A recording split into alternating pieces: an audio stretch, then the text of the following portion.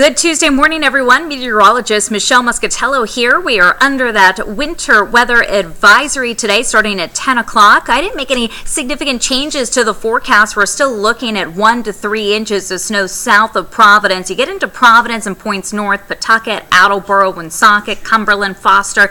We're expecting 3 to 4 inches of snow there. While it's not a lot of snow, it's the timing because we're going to go from dry conditions to some heavy snow and heavy sleet very quickly this afternoon, and that means travel conditions will go downhill very quickly. So at lunchtime, as the first snowflakes are starting to fall, roadways are still okay at noon, but by 4 o'clock, we're expecting to see snow-covered roads, poor visibility at times, and very difficult travel conditions that'll persist through most of the evening hours. Here's the setup. Area of low pressure over the Great Lakes will continue to track north and east. We've got a new surface low developing along the mid-Atlantic coastline that'll help to bring that mixed bag of precipitation.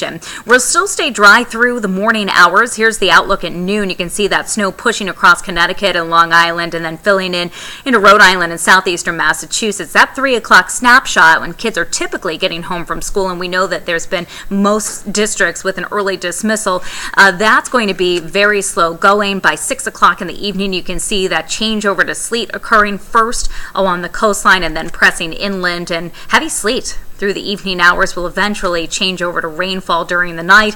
I'll continue into early tomorrow morning before winding down. Winds will be picking up tonight and tomorrow, but not bad during the day today. Here's how the temperatures look, and notice through 6 o'clock we're below freezing, so as that snow falls, it is going to stick to the roadways. Drier weather is back for Wednesday, and look at those temperatures into the mid-40s. Thursday for Valentine's Day looking dry as well, near 41. We'll be keeping you updated throughout the day as that wintry weather moves in, and stay right here on WPRI.com.